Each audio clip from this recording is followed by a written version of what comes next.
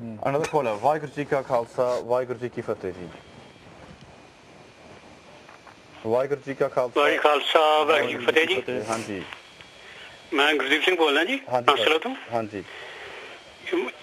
ਜਿਹੜੇ ਕਹਿੰਦੇ ਜਿਹਨੇ ਇੱਕ ਬੰਦਾ ਬੋਲਿਆ ਸੀਗਾ ਕਿ ਜੀ ਪਿੰਡਾਂ ਵਾਲੇ ਸੰਤ ਉਹਨਾਂ ਨੂੰ ਟੈਰਰਿਸ ਕਰ ਰਹੇ ਸੀਗੇ ਲੋਕਾਂ ਪੈਸੇ ਮੰਗਦੇ ਸੀਗੇ ਹਾਂ ਜੀ ਇਹ ਸੱਚੀ ਹੈ ਇਹ ਬਿਲਕੁਲ ਗਲਤ ਹੈ ਜੀ ਉਹ ਪੁਲਿਸ ਨੇ ਆਪਣੇ ਬੰਦੇ ਵਾੜੇ ਸੀਗੇ ਸਿੱਖਾਂ ਦੇ ਵਿੱਚ ਸਿੱਖੀ ਭੇਸ ਦੇ ਵਿੱਚ ਰੋਜ਼ ਲੋਕੀ ਰੇਪ ਕਰ ਰਹੇ ਸੀਗੇ ਉਹ ਲੋਕੀ ਲੁੱਟਾਂ ਕਰ ਰਹੇ ਸੀਗੇ ਉਹ ਲੋਕੀ ਪਿੰਡਾਂ ਵਾਲੇ ਦੇ ਨਾਂ ਤੇ ਚਿੱਠੀਆਂ ਲਿਖ ਰਹੇ ਸੀ ਲੋਕਾਂ ਨੂੰ ਉਹ ਪਿੰਡਾਂ ਵਾਲਿਆਂ ਨੇ ਨਹੀਂ ਤਾਂ ਕੋਈ ਵੀ ਕੰਮ ਕੀਤਾ ਪਰ ਜਿਹੜੇ ਖਾਲਸਾਨੀ ਸੀਗੇ ਨਾ ਪੱਕੇ ਉਹਨਾਂ ਨੇ ਕੋਈ ਕੰਮ ਨਹੀਂ ਹੈ ਕੀਤਾ ਪੁਲਿਸ ਨੇ ਆਪਣੇ ਬੰਦੇ ਵਾੜ ਕੇ ਉਹਨਾਂ ਕੋਲੋਂ ਕੰਮ ਕਰਾਇਆ ਇਹ ਚੀਜ਼ ਰਿਵੈਰੋ ਮੰਨਿਆ ਵੀ ਸੀਗਾ ਰਿਵੈਰੋ ਮੰਨੀ ਸੀਗਾ ਕਿ ਪੁਲਿਸ ਨੂੰ ਗੌਰਮੈਂਟ ਨੂੰ ਇਦਾਂ ਕੰਮ ਕਰਨੇ ਪੈਂਦੇ ਆ ਦੂਜੀ ਪਾਰਟੀ ਨੂੰ ਫੇਲ ਕਰਨ ਵਾਸਤੇ ਜਿਹਨਾਂ ਹੁਣ ਕਾਰ ਪ੍ਰੋਗਰਾਮ ਤੇ ਦਿਖਾ ਲਿਆ ਸੀਗਾ ਤਾਂ ਸੰਤ ਜੀ ਪਹਿਲੋਂ ਸੰਜੇ ਗਾਂਧੀ ਨਾਲ ਕਾਂਗਰਸ ਨਾਲ ਸੀ ਕਾਂਗਰਸ ਨੂੰ ਚੱਕਿਆ ਸੀਗਾ ਫਿਰ ਉਸ ਤੋਂ ਬਾਅਦ ਕਹੀਏ ਨੇ ਬਹੁਤ ਇਸ ਗੱਲ ਦਾ ਬਹੁਤ ਕਹਿੰਦੇ ਪਹਿਲੋਂ ਸੰਤ ਕਾਂਗਰਸ ਸੀਗੇ ਹਾਂਜੀ ਉਸ ਤੋਂ ਬਾਅਦ ਕਾਂਗਰਸ ਨਾਲ ਉਹ ਫਿਰ ਅਕਾਲੀ ਨਾਲ ਰਲ ਗਏ ਸੀਗੇ ਇਹ ਤੁਹਾਡੇ ਕੀ ਵਿਚਾਰ ਹੈ ਇਸ ਗੱਲ ਤੇ ਕਰਕੇ ਕਈ ਕਹਿੰਦੇ ਉਹ ਕਦੇ ਕਾਂਗਰਸੀ ਨਹੀਂ ਹੋਏ ਹਾਂਜੀ ਹਮੇਸ਼ਾ ਉਹ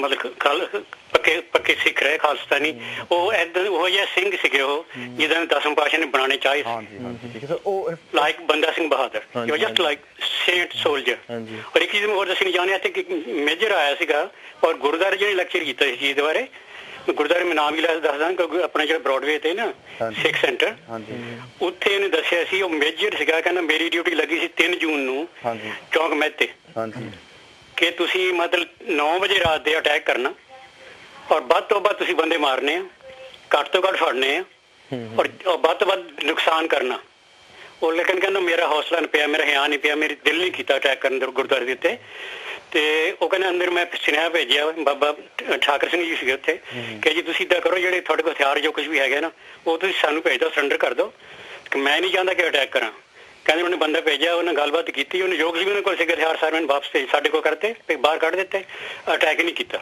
ਕੋਈ ਉੱਥੇ ਗੋਲੀ ਨਹੀਂ ਚੱਲੀ ਕੁਝ ਨਹੀਂ ਹੋਇਆ ਉਹ ਦੂਜੇ ਦਿਨ ਜਦੋਂ ਗੌਰਮੈਂਟ ਨੂੰ ਪਤਾ ਲੱਗਾ ਸੀ ਤਾਂ ਮਿਲਟਰੀ ਨੂੰ ਉਹ ਇਹਨੂੰ ਸੱਦ ਲਿਆ ਉਹਨੇ ਭਾਈ ਤੋਂ ਜਦੋਂ ਤੁਹਾਨੂੰ ਹੁਕਮ ਸੀਗਾ ਕਿ ਤੁਸੀਂ ਸਾਰਿਆਂ ਨੇ 42 ਗੁਰਦੁਆਰਿਆਂ ਤੇ 3 ਜੂਨ ਨੂੰ ਰਾਤ ਵਜੇ ਅਟੈਕ ਕਰਨਾ ਚਾਹੇ ਉਧਰੋਂ ਕੋਈ ਗੋਲੀ ਆਵੇ ਚਾਹੇ ਨਾ ਆਵੇ ਅਟੈਕ ਕਰਨਾ ਹੀ ਕਰਨਾ ਵੱਧ ਤੋਂ ਵੱਧ ਨੁਕਸਾਨ ਕਰਨਾ ਵੱਧ ਤੋਂ ਵੱਧ ਬੰਦੇ ਮਾਰਨੇ ਆ ਘੱਟ ਤੋਂ ਘੱਟ ਫੜਨੇ ਆ ਤੇ ਤੂੰ ਕਿਉਂ ਨਹੀਂ ਭਾਈ ਕੀਤਾ ਉਹ ਕਹਿੰਦਾ ਮੈਨੂੰ ਨੇ ਕੋਰਟ ਮਾਰਸ਼ਲ ਕਰਕੇ 2 ਸਾਲ ਦੀ ਜੇਲ੍ਹ ਰੱਖੀ ਬਾਅਦ ਮਿਲਟਰੀ ਚ ਕੱਢ ਕੇ ਬਾਹਰ ਮਾਰਿਆ ਨੋ ਪੈਨਸ਼ਨ ਨਥਿੰਗ ਆਹ ਚੀਜ਼ ਤਾਂ ਸੀਗੀ ਉਦੋਂ ਉਹਨਾਂ ਦਾ ਸਿੱਖ ਕੌਮ ਨੂੰ ਵੱਧ ਤੋਂ ਵੱਧ ਮਾਰਨ ਉਹਨਾਂ ਦਾ ਇਰਾਦਾ ਸੀਗਾ ਇਹ ਨਹੀਂ ਕਿ ਪਿੰਡਰਵਾਲ ਨੂੰ ਫੜਨਾ ਸੀਗਾ ਜੇ ਪਿੰਡਰਵਾਲ ਨੂੰ ਫੜਨਾ ਤਾਂ ਪਿੰਡਰਵਾਲ ਦੇ ਤਾਂ ਅਕਾਲ ਤਖਤ ਤੇ ਬੈਠੇ ਸੀ ਨਾ ਬਾਕੀ 42 ਗੁਰੂ ਤਾਂ ਨਹੀਂ ਸੀਗੇ ਸਾਰਿਆਂ ਨੂੰ ਪਤਾ ਸੀਗਾ ਨਹੀਂ ਸੀਗੇ ਉਹ ਲੇਕਿਨ ਬਾਕੀਆਂ ਤੇ ਕਿਉਂ ਅਟੈਕ ਹੋਇਆ ਕਾਹਦੀ ਖਾਤਰ ਸਿੱਖਾਂ ਤੇ ਵਿਦਿਆਲਿਆ ਦਾ ਪਾਉਣਾ ਚਾਹੁੰਦੀ ਸੀ ਇੰਦਰਾ ਗਾਂਧੀ ਕਿ ਮੁੜ ਕੇ ਉੱਠਣ ਜੋਗੇ ਨਾ ਰਹਿਣ ਇਹ ਖਤਮ ਕਰ ਦਿਓ ਉਹ ਤੁਹਾਨੂੰ ਕਿੱਦਾਂ ਲੱਗਾ ਸੀਗਾ ਫਿਲਮ ਠੀਕ ਸੀਗੀ ਜੀ ਉਹਨੇ ਮਤਲਬ ਬੈਲੈਂਸ ਸੀਗੀ ਪੂਰੀ ਤਾਂ ਕਿਉਂਕਿ ਇੱਕ ਘੰਟੇ ਦੇ ਵਿੱਚ ਕਿੰਨਾ ਕੁ ਦੱਸ ਸਕਦੀ ਕੁੜੀ ਜਿੰਨਾ ਕੋਈ ਨੇ ਦੱਸ ਸਕੀ ਦੱਸਿਆ ਹੋਰ ਵੀ ਬਹੁਤ ਕੋਲ ਬਹੁਤ ਧੰਨਵਾਦ ਤੁਹਾਡਾ ਹੈ ਓਕੇ ਜੀ ਵਾਹਿਗੁਰੂ ਜੀ ਕਾ ਖਾਲਸਾ ਵਾਹਿਗੁਰੂ ਜੀ ਕੀ ਫਤਿਹ So how do you think? I mean, that you've heard lots of people calling in, obviously. Yeah. Very negative. So far, very negative. I haven't heard very few callers saying anything positive about the program. I mean, about the documentary. I think in general consensus is shared amongst the Sikh community as it was a negative program. And I think, you know, there were positives in it. Don't get me wrong, there were positives. But if you're going to make a program about an issue which is so sensitive, you need to make it bang on. You need to get your research done. And you need to do it in a way that's not going to offend people. Fair enough, the BBC have got lots of viewings yesterday, loads of ratings, she might get promotion, but you know what, there's a lot of Sikhs that feel hurt. And at the end of the day, if something like this is going to be constructed in the future, it needs to be done in a more constructive manner. How do you think you need to speak to people that know what they're talking about? Exactly. I mean, I'm not saying I know what I'm talking about, I'm just giving my own personal opinion on it. But there are people that know this from A to Z. They're the people that should be making programs like this, not those people. And I think also with the BBC, they don't want to, they're quick to offend the faith, I believe, because so many programs, there's so many silly comments are made about our faith, and they think, oh, there won't be any ramifications. With certain other religions, they'll tiptoe around every issue. What do you think about the program itself as a whole? I mean, personally, I think it done way more damage than good. I wish it was never aired. And I think as Sikhs, if we've got the manpower, if we've got the resources, let's make our own documentary and let the world know that... So, obviously, what do you think about Sonia Deol's experience and her journey? I mean, you have to understand, I mean, what do you think of her experience? Okay, let me tell you... How she changed herself? Okay, she went from a journey of speaking to a widow about how her husband was burnt and how she narrowly saved her child to doing Bhangra on the streets of Delhi. Yeah. Which is obviously... So that, to me, that's an amazing journey. She's also showing that how times have changed and how things have moved on. Can I say something? He's just hit the nail on the head, because when the program finished, it ended on, oh, there's no friction here, there's nothing wrong with, oh, the Sikhs are not being oppressed here, let's celebrate Diwali and let's do Bhangra, and he's hit the nail on the head, because that's how the program ended, to show there's no friction, Sikhs are not being oppressed, everything's jolly. So are you saying that, like, 25 years ago, Sikhs got oppressed, we all know, killed, butchered, tortured, raped, looted, murdered. Today, 25 years on, the program showed that Sikhs have moved on, it's much better now. Is it much better? But we're minus... A lot of people say, there's far more suicide, there's lots of things going on. It's like, okay, can I just... When they say Punjab has moved on, we're talking about... If you go to a graveyard, will you hear any noise? Punjab is a graveyard. You ain't going to hear any noise. No one's going to really tell you, because they've been beaten into submission. The kind of torture tactics that were used by the Mughals in the 1600s on Sikhs and non-Muslims. From where I'm from, Derby, I know people that have been through that, who have had friends killed, like, in recent years. So, I mean, unless they're making it up, and we're all making it up. See, I think a lot of people need to understand as well that, who obviously did watch that program yesterday, that Sonia Deol was never a Khalistani. Because I think, for people who hear the speeches, he'd always say that we are fighting for Sikh rights and Anandpur resolution.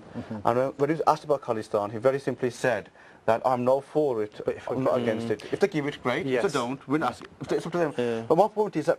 But Sant also said that if we'll stay in India if you treat us like your brothers. For me, that's quite an amicable statement from the man who's dubbed as the most ardent terrorist India's ever seen. Why do you think... I think we've got to call out, Waheguru Ji Ka Khalsa, Waheguru Ji Ki Fateh. ਜੀ ਕਾ ਖਾਲਸਾ ਵਾਹਿਗੁਰੂ ਜੀ ਕੀ ਫਤਿਹ ਵਾਲੀ ਤੁਹਾਡੇ ਸਾਰੇ panel ਨੂੰ ਮੈਂ ਫਤਿਹ ਬੁਲਾਉਣਾ ਹਾਂਜੀ ਫਤਿਹ ਜੀ ਉੱਚੀ ਭਾਜੀ ਬੋਲੋ ਜੀ ਠੀਕ ਹੋ ਮੇਰਾ ਨਾਮ ਜਸਜੋਤ ਸਿੰਘ ਆ ਤੁਸੀਂ ਪਛਾਣਦੇ ਹੋਵੋਗੇ ਸੁੱਖੀ ਭਾਜੀ ਜਸਜੋਤ ਸਿੰਘ ਬੋਲਦਾ ਮੈਂ ਹਾਂਜੀ ਭਾਜੀ ਹਾਂਜੀ ਗੱਲ ਕਰਨਾ ਚਾਹੁੰਦਾ ਯੋਧੇ ਸੂਰਬੀਰ ਸੰਤ ਜਰਨੈਲ ਸਿੰਘ ਜੀ ਭਿੰਡਰਾਂ ਵਾਲੇ ਬਾਰੇ ਹਾਂਜੀ ਕੱਲ ਪ੍ਰੋਗਰਾਮ ਦੇਖ ਕੇ ਮੈਨੂੰ ਪਹਿਲਾਂ ਬਹੁਤ ਖੁਸ਼ੀ ਸੀ ਵੀ ਆਪਣਾ ਪ੍ਰੋਗਰਾਮ ਆਉਣ ਲੱਗਿਆ ਟੀਵੀ ਤੇ ਜਿਹੜੇ BBC ਦਿਖਾਉਣ ਲੱਗੇ ਸੀ ਵੀ ਸਾਡੇ ਜਿਹੜੇ 84 ਦੇ ਸਾਲ ਦੇ ਵਿੱਚ ਸਿੰਗਰ ਨਾਲ ਹੋਇਆ ਕੀ ਹਾਲਤ ਕੀ ਹੋਈ ਚਲੋ ਠੀਕ ਆ ਮੈਂ ਬਾਕੀ ਸਾਰੇ ਪ੍ਰੋਗਰਾਮ ਦੇਖੇ ਹੋਏ ਨੇ ਵੀ ਆਹ ਦਿਖਾਤਾ ਉਹ ਦਿਖਾਤਾ ਠੀਕ ਸੀਗਾ ਪ੍ਰੋਗਰਾਮ ਦੇਖੀ ਜਾਂਦਾ ਸੀ ਪਹਿਲਾਂ 15 ਮਿੰਟ ਲਈ ਤਾਂ ਸੋਨੀਆ ਦਿਓਲ ਨੇ ਤਾਂ ਸੁਰਖੀ ਬਿੰਦੀ ਬਸ ਲਾਈ ਗਈ ਸਲਵਾਰ ਕਮੀਜ਼ ਪਾਈ ਗਈ ਸੁਰਖੀ ਬਿੰਦੀਆਂ ਲਾਈਆਂ ਨਾ ਇਹਨੇ ਫਿਰ ਇਹਨੇ ਬੈਂਗ ਝੱਟ ਗੱਲ ਲਾਤੀ ਵੀ ਸੰਤ ਜਰਨੈਲ ਸਿੰਘ ਜੀ ਮਿਲੀਟੈਂਟ ਕੋਈ ਗੱਲ ਨਹੀਂ ਕੀਤੀ ਹਿਸਟਰੀ ਬਾਰੇ ਵੀ ਉਹ ਬੰਦਾ ਕੀ ਸੀ ਕਿੱਥੋਂ ਆਇਆ ਦਮਦਮੀ ਟਕਸਾਲ ਦਾ 14ਵੇਂ ਮੁਖੀ ਉਹ ਇੰਨੇ ਸ਼ਖਸੀਅਤ ਇੰਨੇ ਟੌਪ ਦੇ ਬੰਦੇ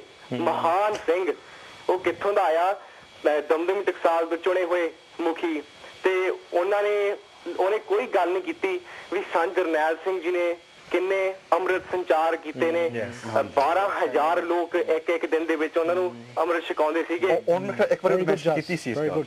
ਹਾਂਜੀ ਪਾਠ ਇਹਨਾਂ ਕਰਾਉਂਦੇ ਸੀਗੇ ਤੇ ਮੈਂ ਇੱਕ ਗੱਲ ਕਹਿਣਾ ਸੰਤ ਜਰਨੈਲ ਸਿੰਘ ਜੀ ਨੇ ਸਵਾਦ ਲਿਆ ਤਾਂ ਜਿਹੜਾ ਉਹਨਾਂ ਦਾ ਦਮਦਮੀ ਟਕਸਾਲ ਦਾ ਇੱਕ ਟੀਚਰ ਸੀਗਾ ਨਾ ਕਹਿੰਦਾ ਉਹਨੂੰ ਗੁੱਸਾ ਬਹੁਤ ਚੜਦਾ ਸੀ ਜਦੋਂ ਗੁਰੂ ਤੇ ਕੋਈ ਮੰਦਾ ਬੋਲਦਾ ਸੀ ਮੈਂ ਕਹਿੰਦਾ ਜਿਹੜਾ ਵੀ ਬੰਦਾ ਮੰਦਾ ਬੋਲਦਾ ਗੁਰੂ ਤੇ ਜਿਹਨੂੰ ਗੁੱਸਾ ਚੜਦਾ ਉਹ ਗੁਰੂ ਗੋਬਿੰਦ ਸਿੰਘ ਜੀ ਦਾ ਸ਼ੇਰ ਆ ਗੁਰੂ ਗੋਬਿੰਦ ਸਿੰਘ ਜੀ ਦਾ ਅੱਜ ਕੱਲ ਦੇ ਸਮਾਂ ਆ ਹੁਣ ਅੱਜ ਕੱਲ ਕੋਈ ਨਾ ਲਾਈਕ ਸਟੈਂਡ ਨਹੀਂ ਰਹਿੰਦਾ ਸੰਤ ਦੇ ਸਟੈਂਡ ਬਹੁਤ ਹਾਂਜੀ ਗੱਲ ਤੁਹਾਡੀ ਬਿਲਕੁਲ ਸਹੀ ਹੈ ਤੇ ਮੈਂ ਹੋਰ ਗੱਲ ਕਹਿਣਾ ਚਾਹੁੰਦਾ ਭਾਜੀ ਲੱਖ ਲਾਣ ਤੋਂ ਉਹਨਾਂ ਸਿੰਘਾਂ ਤੇ ਉਹ ਆਪਣੇ ਹੀ ਬੰਦੇ ਗੋਰਿਆਂ ਨੂੰ ਛੱਡੋ ਹੋਰਾਂ ਨੂੰ ਛੱਡੋ ਬਾਹਮਣਾਂ ਨੂੰ ਛੱਡੋ ਲੱਖ ਲਾਣ ਆਪਣੇ ਬੰਦੇ ਜਿਹੜੇ ਕਹਿੰਦੇ ਸੰਤ ਜਰਨੈਲ ਸਿੰਘ ਜੀ ਕਾਂਗਰਸ ਪਾਰਟੀ ਦੇ ਸੀਗੇ ਕਾਂਗਰਸ ਪਾਰਟੀ ਨੇ ਉਹਨਾਂ ਨੂੰ ਮੂਹਰੇ ਕੀਤਾ ਇਹ ਲੋਕੀ ਇਹ CBI ਇੰਟੈਲੀਜੈਂਸ ਏਜੰਸੀ ਨੇ ਸਾਡੇ ਲੋਕਾਂ ਦੇ ਮਨਾਂ ਵਿੱਚ ਪਾਤਾ ਸੰਤ ਜਰਨੈਲ ਸਿੰਘ ਜੀ ਸਿੰਘਾਂ ਦੇ ਸਿੱਖ ਸੀਗੇ ਗੁਰੂ ਗੋਬਿੰਦ ਸਿੰਘ ਜੀ ਦੇ ਪੁੱਤਰ ਸਿੱਖਾਂ ਦੇ ਰਿਪਰੈਜ਼ੈਂਟੇਟਿਵ ਸੀਗੇ ਉਹਨਾਂ ਨੇ ਸਿੱਖਾਂ ਨੂੰ ਉੱਚੀ ਕਰਨ ਲਈ ਹਮੇਸ਼ਾ ਸਾਰਾ ਕੁਝ ਕੀਤਾ ਉਹਨਾਂ ਲਈ ਕੀਤਾ